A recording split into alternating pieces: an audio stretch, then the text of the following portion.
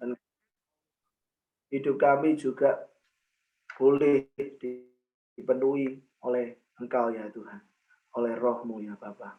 Bapak, kami bersyukur kami boleh datang pada hari ini mengucapkan syukur atas kebaikan Tuhan, boleh memuji memuliakan nama Tuhan. Karena kami tahu bahwa kami ada hari ini itu karena Tuhan sendiri yang menopang setiap kami. Sehingga kami boleh tetap percaya, kami boleh tetap beriman kepada-Mu. Kami bersyukur Tuhan. Tuhan, kami percaya apapun kondisi kami, apapun persoalan yang kami hadapi, kami tahu ada Allah yang setia, Allah yang tidak pernah meninggalkan kami, Allah yang selalu memberikan pertolongan, penghiburan dan kekuatan sehingga kami boleh tetap melewatinya dan kami boleh tetap mengakar kuat di dalam Engkau. Tuhan, tiba saatnya kami akan mendengarkan firman-Mu. Pakai hamba-Mu yang sudah Tuhan siapkan untuk boleh menyampaikan kebenaran firman-Mu. Biar apa yang kami dengar Tuhan, apa yang disampaikannya boleh berasal daripada Tuhan saja. Kami rindu Tuhan, hidup kami boleh semakin kuat mengakar di dalam Engkau, bertumbuh dan berbuah. Dan melalui buahnya Tuhan, nama Tuhan boleh dipermuliakan. Tuhan, kami siap mendengar firman-Mu, Roh Kudus berbicaralah kepada setiap kami. Terima kasih Tuhan, di dalam nama Yesus kami berdoa. Amin.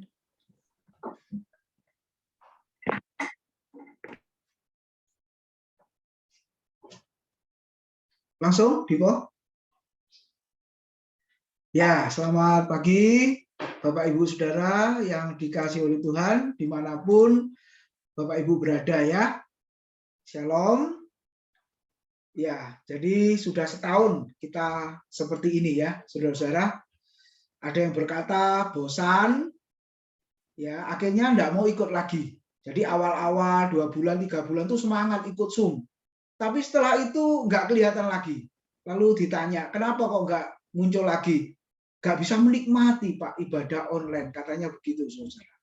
Tapi jemaat yang lain berkata, terima kasih Pak, enak pakai Zoom. Nggak perlu tenaga datang ke gereja, nggak perlu transport, hemat waktu, katanya begitu. Apalagi kalau kameranya ditutup, bisa sambil makan, sambil minum, sambil tiduran. Nah, saya harap Bapak Ibu yang off kamera jangan sampai sambil makan, sambil minum, sambil tiduran ya Bapak Ibu ya. Amin. Ini yang saya ceritakan tadi di kota lain, saudara-saudara. Di kota lain. Ya, saya harap jemaat di Pucang tidak seperti itu. Nah, Bapak Ibu, saudara, corona ini juga masa ujian ya Bapak Ibu. Jadi jemaat mana yang tetap setia, yang serius, yang sungguh-sungguh di masa corona ini ketahuan Bapak Ibu. Jadi bukan hanya di gereja Pucang, di gereja tempat saya, dimanapun juga, kalau saya tanya ketemu rekan-rekan teman-teman hamba Tuhan, gimana kondisi jemaat? Merosot 50%, ada yang bilang gitu. Merosot 70% kehadirannya. Jadi kalau ibadah onsite itu 100 orang, sekarang online hanya 25 orang. Syukur kalau separuh itu Pak, tapi nggak sampai separuh. Nah, saya harap Bapak Ibu yang ikut bertahan sampai pada akhirnya, sampai pada kesudahannya, saudara-saudara, itu yang benar-benar teruji. Amin, saudara. Kalau saya sendiri sih senang begini, saya nggak perlu datang ke lokasi, saudara-saudara. Terus terang senang begini gitu ya. Tapi jemaat memang ada yang senang, ada yang tidak. Kita sudah survei soalnya. Jadi ada yang bisa menikmati, ada yang tidak sama sekali. Dan jawaban yang mengagetkan adalah ibadah via Zoom tidak tertarik. Ada yang ngomong begitu, saudara-saudara. Nggak mau atau nggak bergairah. Nah, orang-orang yang seperti ini yang membuat kita semua susah ya, saudara-saudara ya. Ya, karena ini kan bukan kemauan kita. Ini kan memang Tuhan izinkan terjadi, ya sudah terjadi yang seperti ini. Tapi Bapak Ibu, hari ini kita boleh kembali kepada Tuhan beribadah, dan yang terpenting adalah selama seminggu ini kita mengingat Kurban Kristus 2 April, Jumat Agung kita akan merayakan. Nah, ada gereja-gereja yang sudah merayakan ibadah Prapaskah selama berapa hari ini. Di tempat kami mulai besok malam sampai Kamis kita juga ibadah Prapaskah melalui Zoom dengan tema 7 perkataan salib Kristus. Nah, saudara-saudara, pagi ini saya juga mengajak kita semua untuk merenungkan, saudara-saudara, apa yang sudah dikerjakan Kristus di atas kayu salib. Nah, tema yang diberikan, saudara, yaitu tentang kasih dan pengampunan, saudara. Kasih dan pengampunan. Nah, kalau kita lihat, Bapak Ibu Saudara, ya, ayatnya di dalam Lukas 23 ayat 33 dan 34, nanti kita hubungkan dengan Matius 18 ayat 21 sampai dengan ayat yang ke-35. Coba kita lihat dulu ayatnya, Lukas 23 ayat 33 dan 34 yang berbunyi demikian. Ketika mereka sampai di tempat yang bernama Tengkorak, mereka menyalibkan Yesus di situ dan juga kedua orang penjahat itu, yang seorang di sebelah kanannya dan yang lain di sebelah kirinya. Yesus berkata sama-sama, ya Bapak Ibu, ya Bapa, ampunilah mereka sebab mereka tidak tahu apa yang mereka perbuat. Dan mereka membuang undi untuk membagi pakaiannya. Apa hubungannya antara kasih dan pengampunan, saudara-saudara? Apakah bisa dipisahkan salah satu?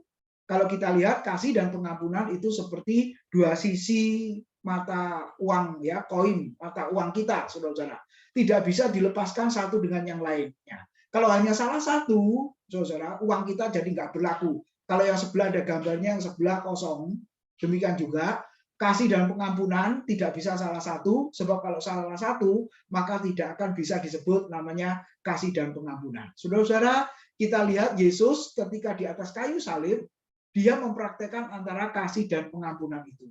Saudara-saudara, kalau kita lihat buku-buku yang lain, ketika para penjahat itu, saudara-saudara, disalib, ya, sebelum dia mati, bahkan di sepanjang perjalanan menuju salib, para penjahat itu, saudara-saudara, itu mengumpat. Jadi kalimat-kalimat yang keluar dari mulutnya itu mengumpat, kalau bahasa Surabaya bilang tuh miso-miso, ngomong kotor kepada siapa? Tentara-tentara Roma yang akan menyalibkan. Jadi kalimat ungkapan, kalimat kutukan, dan lain sebagainya itu keluar dari mulut orang-orang yang akan disalibkan itu. Dan kita ingat, saudara-saudara, Yesus bukan penjahat. Yesus disalibkan karena banyak orang yang benci, karena banyak orang yang iri, banyak orang yang dendam kepada Yesus. Yesus disalib itu karena korban fitnah. Bahkan mereka, orang Farisi, ahli Taurat, para rohaniwan yang harusnya membela Yesus, akhirnya membenci Yesus, bahkan mereka mengundang saksi palsu untuk memperberat beban Yesus, dan akhirnya Yesus dituduh, saudara-saudara, dan akhirnya dihukum dengan hukuman mati di atas kayu salib. Kematian yang mengerikan, saudara-saudara, kematian yang begitu rupa yang seharusnya tidak cocok untuk Yesus.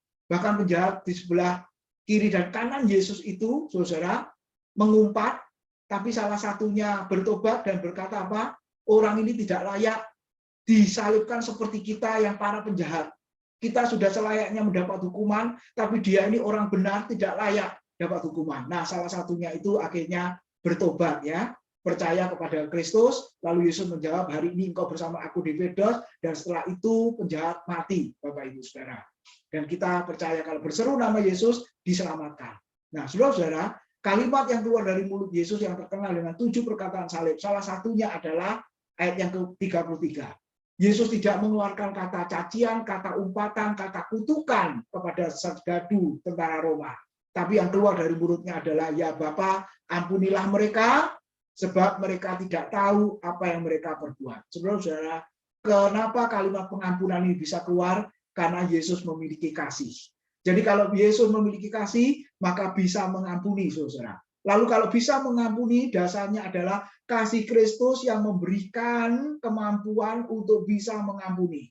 Kalau tidak bisa salah satu hal ini dilakukan, atau keduanya tidak dilakukan, pastilah Tuhan tidak memberikan kasih itu. Jadi, saudara-saudara yang dikasihi oleh Tuhan, bisa mengasihi, buktinya apa? Bisa mengampuni. Lalu pengampunan bisa dilakukan karena dasarnya adalah diberikan kasih Tuhan kepada kita sehingga bisa mengampuni. Yesus sudah melakukan itu semua. Ya Bapa, ampuni mereka yang menyalibkan, ampuni mereka yang membenci, ampuni mereka yang menyiksa dan lain sebagainya, sebab mereka tidak tahu apa yang mereka sedang lakukan. Saudara, kita boleh lihat bagian ini. Lalu berikutnya, saudara, kita hubungkan dengan Matius 18 ayat 21 sampai 22. ketika Yesus mempraktekkan itu, karena dia pernah mengajarkan terlebih dahulu. Dia pernah mengajarkan kasih dan pengampunan terlebih dahulu. Coba kita lihat Matius 18 ayat 21 sampai 22. Kemudian datanglah Petrus dan berkata kepada Yesus, Tuhan, sampai berapa kali aku harus mengampuni saudaraku jika ia berbuat dosa terhadap aku? Sampai 7 kali? Ayat 22, Yesus berkata kepada Petrus, bukan, aku berkata kepadamu, bukan sampai 7 kali, melainkan sampai 70 kali 7 kali. Bukan 49, memang 7 kali 7 sampai dengan 49. Tapi dikatakan 490 ya, 70 kali 7 kali, Bapak Ibu. Nah, kali berapa? Tak terhingga. Jadi dengan kata lain, saudara, pengampunan itu kalau kita lihat, nah, Bapak Ibu, apakah ada batasan? Petrus berkata 7 kali sudah cukup, tapi Yesus berkata 70 kali 7 kali. Artinya apa? Angka 7 dan angka 10 adalah angka dari kesempurnaan. Jadi maksudnya saudara-saudara, kesempurnaan dikalikan kesempurnaan ditambah dengan kesempurnaan. Artinya pengampunan itu tidak terbatas. Bapak Ibu, mari kita lihat di dalam Matius pasal yang ke-18 ayat yang berikutnya tadi. Coba kita buka ayatnya, Bapak Ibu, tidak ada di slide. Matius pasal yang ke-18, saudara-saudara, yang menjadi renungan kita pada siang hari ini.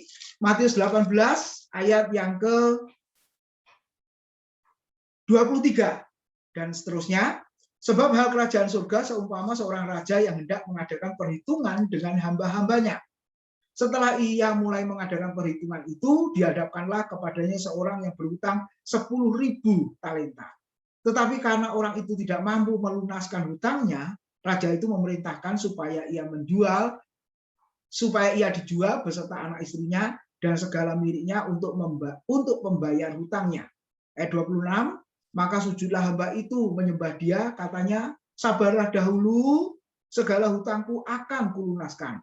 Lalu tergeraklah hati raja itu oleh belas kasihan akan hamba itu, sehingga ia membebaskan dan menghapuskan hutangnya. Lalu ayat 28. Tetapi ketika hamba itu keluar, hamba yang dihapuskan hutangnya tadi, ia bertemu dengan seorang hamba lain yang berhutang 100 dinar kepadanya. Ia menangkap dan mencekik kawannya itu, katanya, bayar hutangmu. Maka sujudlah kawannya itu dan memohon kepadanya, sabarlah dahulu, hutangku itu akan kulunaskan. Tetapi ia menolak dan menyerahkan kawannya itu ke dalam penjara sampai dilunaskannya hutangnya. Ayat 31. Melihat itu kawan-kawannya yang lain sangat sedih, lalu menyampaikan segala yang terjadi kepada tuan mereka. 32 sampai 35. Raja itu menyuruh memanggil orang itu, hamba yang berhutang 10.000 talenta yang sudah dibebaskan tadi, berkata kepadanya, hei hamba yang jahat, seluruh hutangmu telah kuhapuskan karena engkau memohonkannya kepadaku. Bukankah engkau harus mengasihani kawanmu seperti aku telah mengasihani engkau? Maka marahlah tuannya itu dan menyerahkannya kepada algojo-algojo sampai ia melunaskan seluruh hutangnya. 35. Maka Bapakku yang di surga akan berbuat demikian juga terhadap kamu apabila kamu masing-masing tidak mengampuni saudaramu dengan segenap hati. Amin. Saudara-saudara, kita ingat pertanyaan Petrus dijawab Yesus, lalu Yesus memberikan perumpamaan tentang 2 hamba yang berhutang kepada raja, 1 hamba kepada raja, yang hamba lainnya berhutang kepada hamba yang dibebaskan hutangnya oleh raja. Nah, saudara-saudara, coba kita lihat ya, hamba yang pertama tadi hutangnya berapa? 10.000 talenta. Kalau Bapak Ibu lihat kamus ya, hutangnya itu berapa? Nanti kita akan lihat. Nah, ini artinya jutaan, saudara-saudara ya, bahkan miliar nanti kita akan lihat. Jumlah yang tidak terhingga, tidak terhitung, dan tidak terbatas. Makanya tadi memang Tuhan mengatakan apa? Hamba ini memohon kepada Tuhan supaya dihapuskan. Nah, saudara jangan tanya saya, uang sebanyak itu untuk apa, Pak? Ya, tidak dijelaskan oleh Alkitab, saudara-saudara. Kalau ada orang yang berhutang sangat banyak, ya miliar, ya saudara-saudara, untuk apa? Mungkin untuk bisnis dan lain sebagainya ya. Tapi di Alkitab 10.000 talenta yang dia hutang kepada raja tidak disebutkan untuk apa. Tapi yang jelas itu hutangnya sangat banyak, tidak terhingga, tidak terhitung, tidak terbatas, sehingga tidak bisa membayar, Bapak Ibu. Ya, tidak bisa membayar. Akhirnya apa? Dia memohon kepada tuannya karena diancam bayar, kalau enggak engkau akan masuk penjara sampai engkau melunaskan seluruh hutangmu. Tapi tetap tidak bisa bayar. Akhirnya hamba ini menyembah dan memohon, dan Alkitab mengatakan apa? Tuannya menghapuskan, raja menghapuskan, membebaskan hutangnya itu. Lalu saudara kita lihat ada hamba kedua yang berhutang 100 dinar. Ya, yang berhutang 100 dinar kepada hamba yang dibebaskan tadi, saudara. Lalu kalau kita lihat, saudara, kenapa? Sebenarnya jumlahnya ini sangat sedikit, tidak berarti apa-apa. Dan kalau jujur bisa lunas dengan bekerja selama 3 bulan atau 100 hari. Ya, oke, yang lain host bisa mute itu yang bunyi. Ya, oke, saudara. Jadi kita lihat, ya, kan upah orang bekerja 1 hari 1 dinar. Jadi kalau utangnya 100 dinar kan bisa ditempuh bekerja selama 100 hari atau 3 bulan. Jadi kan sangat sedikit, saudara. Ya, akhirnya dipaksa membayar, ya, nggak bisa bayar, dipaksa membayar, tapi akhirnya masuk penjara dan lain sebagainya. Muka ini yang mana ya? Bisa minta tolong.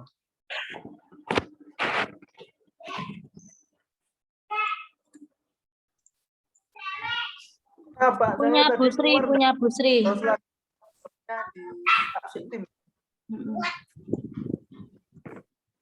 Sri di mute, Bu Sri.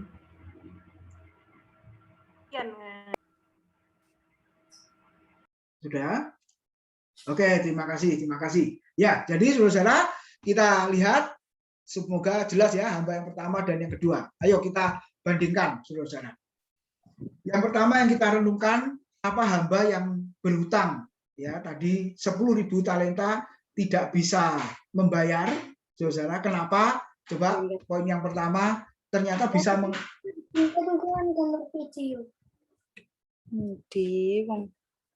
pencet gak enak ini kok. Pak Tim bisa yang mana? Nama yang mana ya? Vian ya.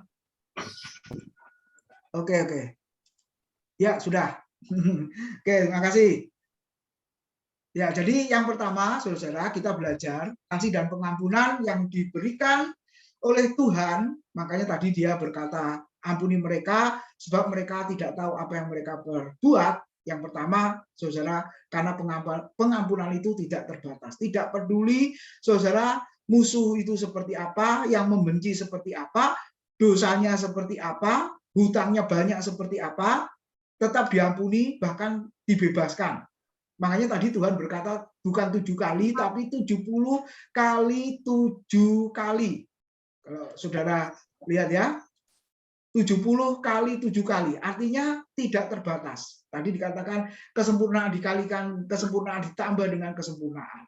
Jadi yang pertama yang dilakukan Tuhan itu juga, saudara, tidak terbatas. Nah, coba kita lihat, kita hitung. Tadi hamba yang pertama hutangnya berapa? 10.000 talenta, Bapak Ibu. Nah, berapa banyak hutangnya sebenarnya? Kalau di dalam perjanjian baru, Bapak Ibu, 1 talenta itu sama dengan 6.000 dinar. Nah, ini lihat di kamus Alkitab di belakang Alkitab kita ya. Nah, tadi orang bekerja 1 hari dapat 1 dinar. Jadi sebenarnya untuk mendapatkan 1 talenta saja, dia harus bekerja selama 6.000 hari. Betul ya, saudara? Ini enggak makan, ini enggak boleh sakit ya, saudara ya. Sebab enggak ada dana untuk itu.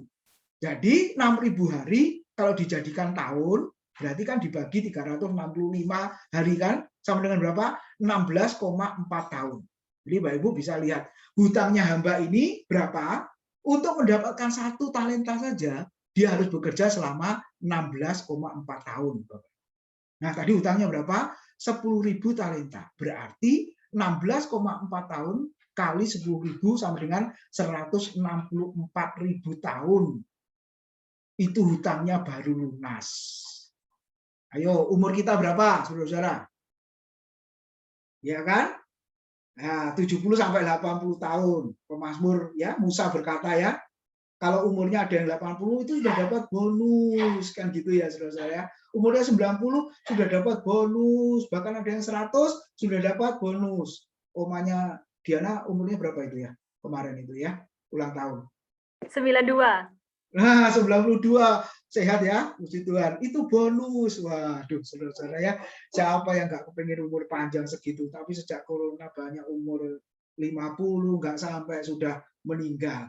Nah, oke, nggak masalah lah orang ngomong bonus. Tapi sebenarnya konteksnya Mazmur ini sebenarnya Musa itu doa putus asa itu sebenarnya ya. Kalau perlu umurnya jangan panjang. Dia ngomong gitu. Kenapa? Karena dia melayani umat Tuhan, bangsanya tegar tengkuk, makanya dia berkata, Tuhan aku umur 80 tahun aja. Artinya apa? Dia nggak mau melayani gitu loh. Kan Musa dipanggil Tuhan untuk jadi nabi kan umur 81 sampai umur 120 tahun. Jadi sebenarnya dia itu tolak.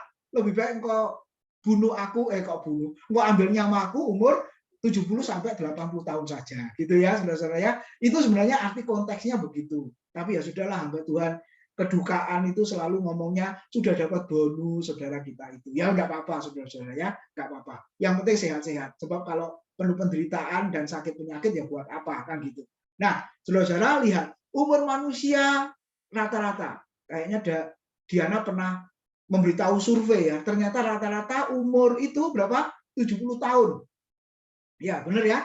Orang hidup itu diupload di mana? Di post di Facebook kalau nggak salah. Ternyata rata-rata usia orang hidup di dunia ini sekitar 70 sampai 75 tahun. Nah, itu rata-rata seperti itu. Bapak Ibu Saudara. Oke lah. Saudara lihat di situ.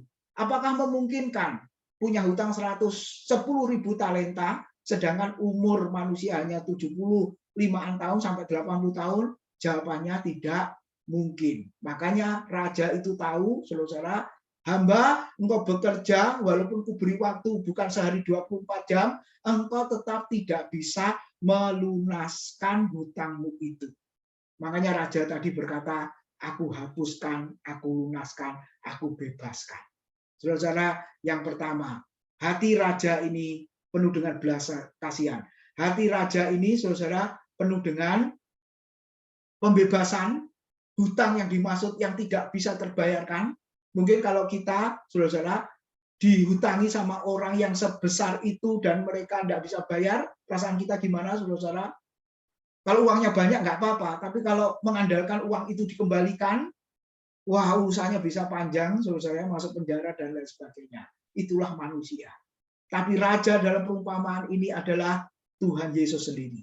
Hamba yang pertama yang berhutang 10.000 talenta yang sangat banyak, yang tidak terkira jumlahnya, tidak terbatas jumlahnya, itu menunjukkan orang berdosa, Bapak Ibu, yang dosa saya, dosa saudara sebelum percaya Tuhan Yesus Kristus, bagaikan hamba yang pertama, dan hutang dosa kita itu tidak bisa kita bayar dengan apapun juga.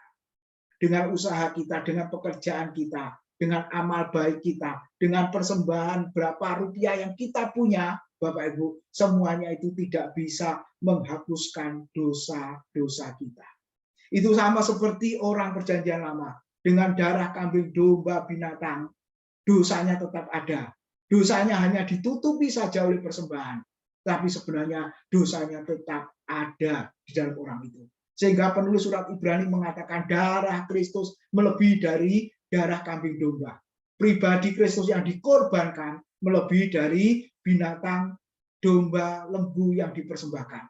Jadi Bapak Ibu, yang pertama yang kita renungkan, di dalam momen memperingati Paskah, di dalam prapaskah yang kita lakukan, yang pertama, saya dan saudara bagaikan hamba yang pertama. Saya dan saudara memiliki dosa yang tidak bisa terbayarkan dengan apapun juga. Ketika saya dan saudara memohon belas kasihan, memohon pengampunan, saudara-saudara, seperti hamba yang pertama tadi, akhirnya raja tergeraklah oleh belas kasihan dan akhirnya mengampuni hamba yang pertama itu. Jadi saudara-saudara, yang pertama yang kita renungkan, saya dan saudara bagaikan hamba yang punya hutang sangat banyak, yaitu hutang dosa. Tidak bisa dibayar dengan apapun juga, kecuali dengan pengorbanan Kristus. Dan saya dan saudara pagi ini sudah diampuni Tuhan, dan pengampunan Tuhannya itu tidak terbatas dalam hidup kita. Oleh sebab itu, apa yang harus kita lakukan? Kalau ada orang yang bersalah kepada kita, menyakiti hati kita, bisakah kita mengampuni seperti Tuhan mengampuni?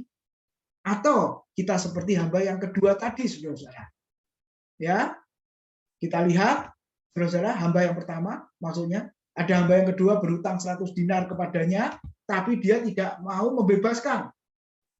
Padahal dalam waktu singkat bisa lunas, saudara-saudara.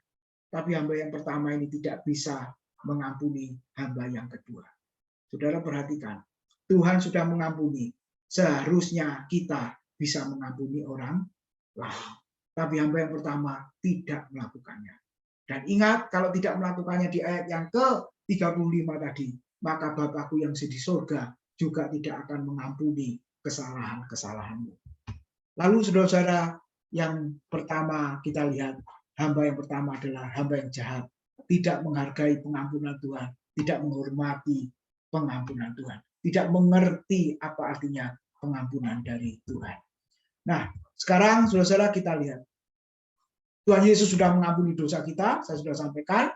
Hamba yang pertama adalah gambaran dari orang berdosa yang tidak sanggup membayar apapun juga untuk pengampunan dosanya. Akhirnya Allah mengampuni dosa itu. Sekarang yang kedua, ayat yang ke-33. Ternyata pengampunan yang didasarkan oleh Tuhan itu tadi berdasarkan kasih, saudara-saudara.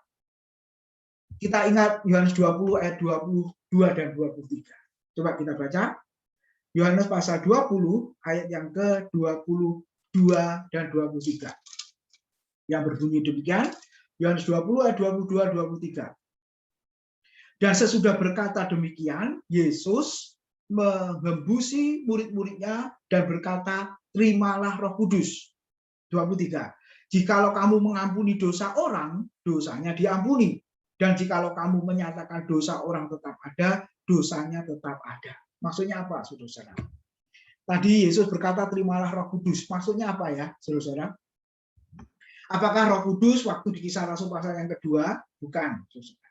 Ini maksudnya Roh Kudus di sini, terimalah sebagai apa? Roh yang dapat mengampuni, saudara-saudara. Ya, kenapa? Karena murid Tuhan waktu itu bisa jadi benci kepada tentara Roma. Benci kepada orang banyak yang berseru, berteriak, salibkan Yesus, salibkan Yesus. Benci juga kepada orang Farisi, ahli Taurat, para rohaniwan yang harusnya membela Yesus, tetapi malah memperberat beban Yesus sampai Yesus dihukum mati. Mereka membenci mereka, para murid membenci mereka, itu pasti. Tapi lihatlah, waktu Yesus bangkit dan menampakkan diri kepada mereka, Yesus berkata, terimalah Roh Kudus. Ya, Roh Kudus dalam arti apa? Terimalah kesanggupan untuk bisa mengampuni. Dan ayat 23 dihubungkan dengan apa? Kalau kamu mengampuni dosa orang, maksudnya orang-orang yang menyalibkan Yesus itu, ya, dosanya akan diampuni. Tapi jikalau kamu tidak mengampuni mereka, maka dosanya tetap ada. Jadi yang kedua, Bapak Ibu, para murid diajarkan oleh Tuhan jangan sampai membenci orang-orang yang membunuh Yesus. Bahkan Yesus pernah mengatakan apa? Kalau engkau punya musuh, seharusnya nggak punya musuh ya. Artinya orang-orang itu memusuhi kita, orang-orang itu memusuhi orang Kristen. Maka Tuhan mengatakan apa? Jangan mengutuki di dalam isi doamu itu, tapi justru sebaliknya apa? Berkatilah mereka. Ya, jangan mengutuki, berkatilah, bukan hanya berkatilah, mintakanlah berkat kepada mereka. Saudara, inilah keunikan teologi Kristen. Itulah keunikan dari ajaran Yesus. Kalau yang lain balas dendam, tapi kalau Yesus hukum kasih, pengampunan berlaku di situ. Kita perlu Roh Kudus supaya dapat mengampuni orang lain. Seringkali sulit mengampuni orang lain, sulit memaafkan orang lain. Kenapa? Kalau ingat dia, ingat semuanya, gitu ya, saudara-saudara ya. Kalau ingat si A, si B, ingat seperti itu apa yang dia pernah lakukan kepada kita, apa yang dia perlakukan itu kepada kita. Kita ingat semua. Tapi hari ini di dalam mengenang peristiwa kematian Kristus, Yesus sudah melakukan kepada kita. Dia mengampuni berdasarkan kasih-Nya. Saudara. Sebab kalau tidak memiliki kasih, tidak mungkin bisa mengampuni. Oleh sebab itu, kita yang sulit mengampuni, biarlah berdoa di hadapan Tuhan, dan Tuhan akan berkata, terimalah Roh Kudus. Artinya apa? Dia memberikan kuasa untuk pengampunan. kemampuan untuk bisa mengampuni kepada kita, sehingga kita bisa mengampuni orang lain. Memang rasanya ingat, betul ya, ingat. Nah, ilustrasinya seperti kita paku kepada kayu, saudara ya, lalu kita cabut pakunya.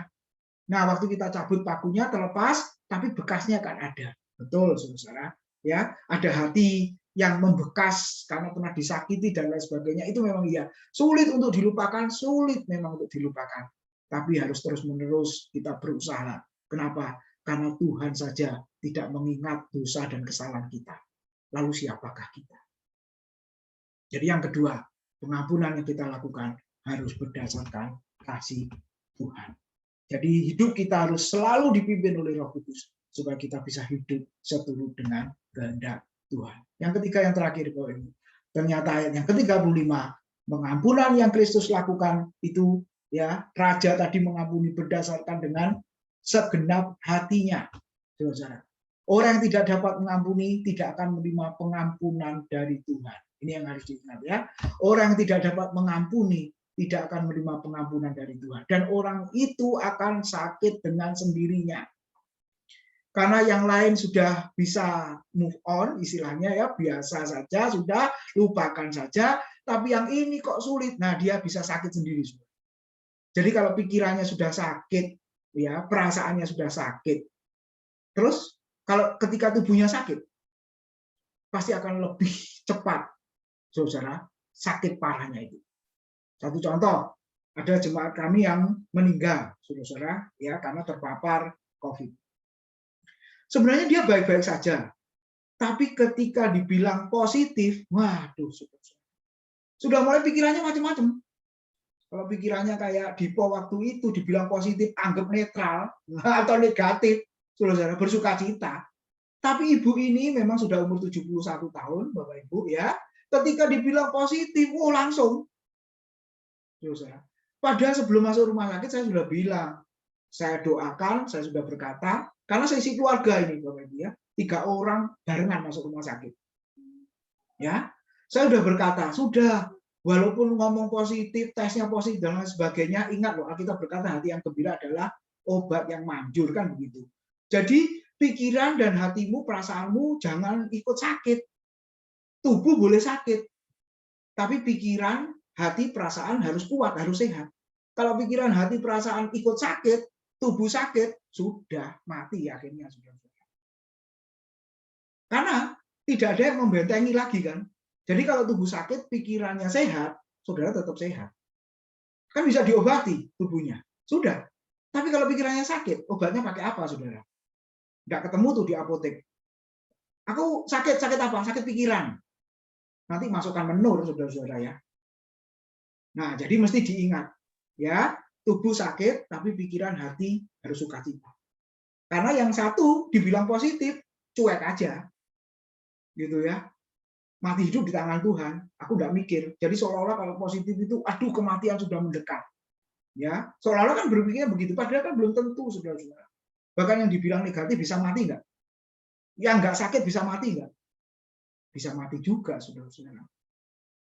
Memang gara-gara ada, maaf hamba Tuhan yang ngomong di mimbar ya, papaku ini sakit tapi puji Tuhan, papaku ini meninggal tapi puji Tuhan meninggalnya bukan karena COVID. Nah, ini kan ngawur ini Bapak Ibu. Artinya apa? Berarti seolah-olah COVID itu kan kutukan, benar nggak saudara-saudara? Kutukan yang harus dihindari. Nah, ini hamba Tuhan ngomong kayak begitu, saudara-saudara. Papaku meninggal bukan karena COVID. Loh, jemaatnya ada nggak yang meninggal karena COVID? Berarti kalau karena COVID, berarti terkutuk, begitukah? Kalau yang ini diberkati, begitukah? Nah, Bapak Ibu, seringkali ada khotbah-khotbah yang juga nggak benar, akhirnya melemahkan semangat jemaat. Ya, akhirnya jemaat mendengar, aduh, aku karena COVID. Jadinya apa? Sebentar lagi aku mati. Ya benar, akhirnya mati, Bapak Ibu. Akhirnya mati, dikremasi, saya ke Perak, ya, ngantar untuk larung abunya. Nah, Bapak Ibu, Saudara, kita harus ingat, ya. Orang yang tidak dapat mengampuni tidak akan menerima pengampunan dari Tuhan. Ya, saudara-saudara ya. Jadi kalau tubuhnya sakit, pikiran harus sehat. Kalau sama-sama sakit, cepat mati, Bapak Ibu Saudara ya. Nah, celakanya apa? Kalau pikirannya sakit, tubuhnya sehat. Nggak mungkin. Kalau pikirannya sakit, tubuhnya pasti ikut sakit. Nah, ini yang harus diingat ya.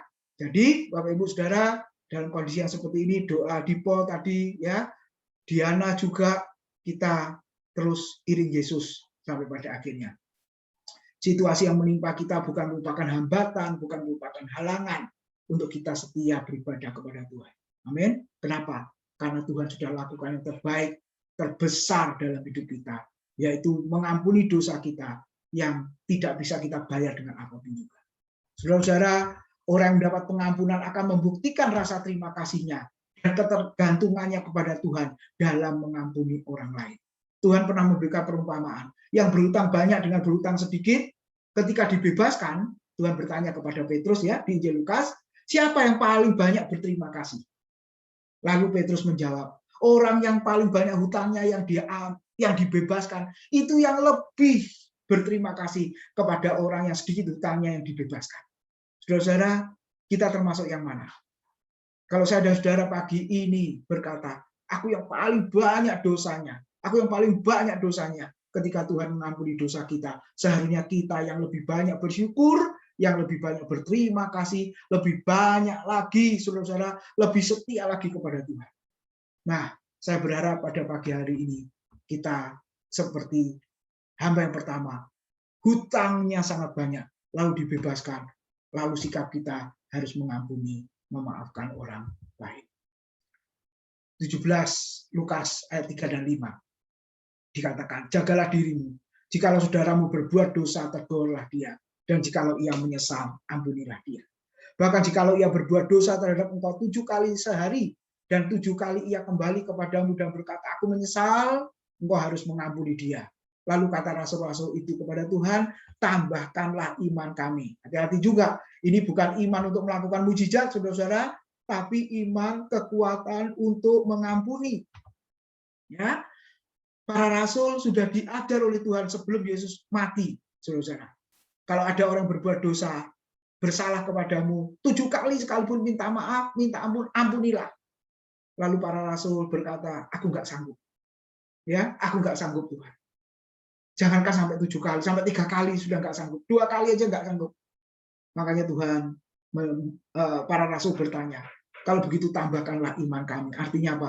Berilah kasih-Mu, berilah kuasa-Mu. Untuk apa? Untuk bisa mengampuni. Jadi, saudara-saudara, iman untuk apa? Bukan iman untuk melakukan mujizat, bukan. Tapi iman untuk mengampuni orang lain. Kekuatan untuk mengampuni orang lain. Kemampuan untuk bisa mengampuni orang lain. Yaitu kasih Tuhan yang diberikan kepada kita. Supaya kita bisa mengasihi orang lain.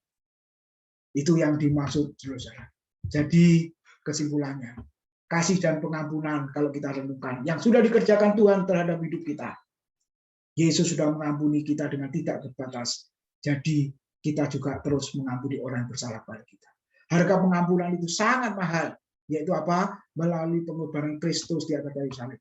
1 Petrus berkata apa? Kita dibeli bukan dari emas yang mahal, perak yang mahal, tapi kita dibeli dengan dibayar lunas dengan apa? Darah Kristus, kematiannya di atas kayu salib itu.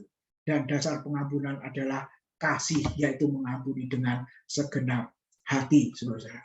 Nah, biarlah firman Tuhan hari ini mengingatkan kita apa yang sudah dikerjakan oleh Kristus, dan kita boleh diberi kemampuan oleh Tuhan untuk bisa mengampuni orang lain. Amin. Tuhan memberkati, mari kita berdoa.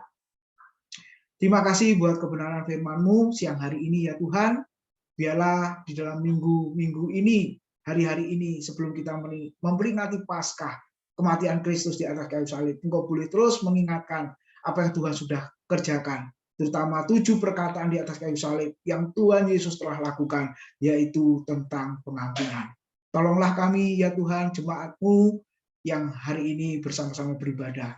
Kalau sekiranya ada di antara kami yang sulit mengampuni orang yang bersalah, kiranya Roh Kudus memampukan kami, memberi kekuatan untuk bisa mengampuni. Sebab kalau kami tidak bisa mengampuni orang, maka Tuhan juga tidak akan mengampuni kesalahan kami. Terima kasih Tuhan.